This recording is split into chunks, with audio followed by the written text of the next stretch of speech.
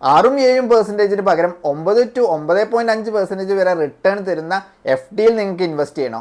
അങ്ങനെയാണെങ്കിൽ വീഡിയോ ഫുള്ളായിട്ട് കാണുക. ഇതാണ് stable money app. Stable money app ഉപയോഗിച്ച് നിങ്ങൾക്ക് വൈഡ് റേഞ്ച് ഓഫ് ബാങ്കും NBFCയിലുമായി 7-9.5% വരെ റിട്ടേൺസ് തരുന്ന FDയിലോട്ട് ഇൻവെസ്റ്റ് ചെയ്യാം. അതും വെറും 5 മിനിറ്റിൽ. ഇതിൻ്റെ മെയിൻ അട്രാക്ഷൻ എന്താണെന്ന് വെച്ചാൽ ഇതിലെ മിക്ക ബാങ്കുകളും ഷെഡ്യൂൾഡ് കൊമേഴ്ഷ്യൽ ബാങ്കാണ്. വിച്ച് മീൻസ് നിങ്ങളുടെ ഡെപ്പോസിറ്റും അതിൻ്റെ ഇൻട്രസ്റ്റും ഉൾപ്പെടെ 5 ലക്ഷം രൂപ വരെ RBIയുടെ സബ്സിഡി ആയിട്ടുള്ള DICGC ഇൻഷുർഡാണ്. അങ്ങനെ ഒരു ഷെഡ്യൂൾഡ് കൊമേഴ്ഷ്യൽ ബാങ്കാണ് north east small finance bank. ഇവിടെ സീനിയർ സിറ്റിസന് 9.5%, അല്ലാത്തവർക്ക് 9%, 3 ഇയർ ടെന്യൂറിന് കിട്ടുന്നുണ്ട്. പിന്നെ ഇവിടെ നിങ്ങൾ ശ്രദ്ധിക്കേണ്ട കാര്യം എന്താ വെച്ചാൽ ഇവിടെ നിങ്ങൾ ഇൻവെസ്റ്റ് ചെയ്ത് കഴിഞ്ഞാൽ ഡയറക്റ്റ് ബാങ്കിലോട്ട് തന്നെയാണ് പണം പോവുക, അല്ലാതെ ആപ്ലിക്കേഷൻ ഈ ഒരു എമൗണ്ട് കീപ്പ് ചെയ്യുന്നില്ല. അതുകൊണ്ട് തന്നെ ഇത് സേഫാണ്. ഇനി നമുക്ക് ബാങ്കിൻ്റെ കുറച്ച് ഫീച്ചേഴ്സ് നോക്കാം. ഇതിൽ മിനിമം ഇൻവെസ്റ്റ്മെൻറ്റ് വരുന്നത് 1000 റുപ്പീസാണ്. പിന്നെ അപ് ടു 5 ലാക്ക് വരെ ഇൻഷുറൻസ് ഉണ്ട്. പിന്നെ ഇനീഷ്യൽ ഇൻവെസ്റ്റ്മെൻറ്റ് ശേഷം 7 ഡേയ്സിന് ശേഷമേ വിഡ്രോവൽ ഉള്ളൂ. 3 മണിക്കൂറിൽ അത് വിഡ്രോ ചെയ്യാനും പറ്റും. പിന്നെ ഇവിടെ ഒരുപാട് കാൽക്കുലേറ്റേഴ്സ് കാണിക്കുന്നുണ്ട്. പിന്നെ അതുകൂടാതെ പല ബാങ്കിൻ്റെ FDയുമായിട്ട് കമ്പയർ ചെയ്യുന്നത് ഇവിടെ കാണാം. ഈ ഒരു പേജ് നിങ്ങൾ പ്രോപ്പറായിട്ട് ചെക്ക് ചെയ്തിട്ട് മാത്രം ഇൻവെസ്റ്റ് ചെയ്യുക. ഇനി FDയിൽ എങ്ങനെ ഇൻവെസ്റ്റ് ചെയ്യാമെന്നില്ല നമുക്ക് നോക്കാം. ആദ്യമായി നിങ്ങളൊരു ബാങ്കോ അല്ലെങ്കിൽ NBFCയോ ചൂസ് ചെയ്യുക.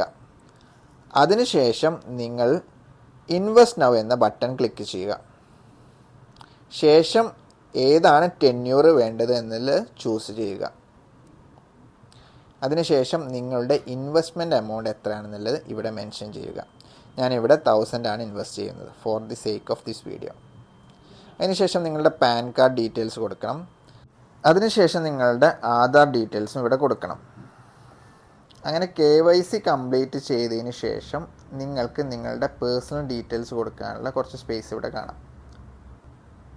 അതിനുശേഷം മെച്യൂരിറ്റി എങ്ങനെയാണ് വേണ്ടത്, റീഇൻവെസ്റ്റ് ചെയ്യണോ അതോ റീഫണ്ട് വേണോ എന്നുള്ളത് കൊടുക്കുക. ശേഷം നിങ്ങളുടെ വിഡ്രോവൽ ബാങ്കിൻ്റെ ഡീറ്റെയിൽസും കൊടുക്കുക. അതിനുശേഷം നിങ്ങളുടെ പേയ്മെൻറ്റ് UPI ആപ്പ് വെച്ചിട്ട് നടത്തുക.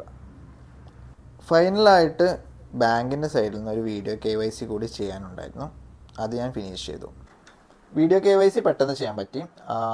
നമ്മുടെ ഒരു പാൻ കാർഡ് ആവശ്യമുണ്ട്. അതുപോലെ തന്നെ ഒരു OTP നമ്മുടെ സ്ക്രീനിൽ എഴുതി കാണിക്കും, അത് പറഞ്ഞു കൊടുക്കുക. പിന്നെ പാൻ കാർഡ് തിരിച്ചും മറിച്ചും കാണിച്ചു കൊടുക്കുക. പിന്നെ അതുപോലെ തന്നെ നമ്മൾ സെൽഫി എടുക്കും. അത്രയേ ഉള്ളൂ. KYC ഉണ്ടായിട്ടില്ല. പെട്ടെന്ന് ഈസിലി നമ്മളത് കഴിഞ്ഞു. ആ ഒരു പ്രോസസ്സ് പെട്ടെന്ന് കഴിഞ്ഞു. അതിനുശേഷം നിങ്ങളുടെ വീഡിയോ വെരിഫിക്കേഷൻ സക്സസ്ഫുൾ ആയി കഴിഞ്ഞാൽ നിങ്ങളുടെ വാട്സപ്പിലോട്ട് സ്റ്റേബിൾ മണി ആപ്പിൻ്റെ സൈഡിൽ നിന്ന് ഒരു വാട്സപ്പ് മെസ്സേജ് വരും. അപ്പോൾ നിങ്ങളുടെ സ്റ്റേബിൾ മണിയിൽ പാസ്ബുക്ക് എന്നുള്ള പേജിൽ പോയി കഴിഞ്ഞാൽ നിങ്ങളുടെ ഡെപ്പോസിറ്റ് കാണും. ഓക്കെ, ശരി.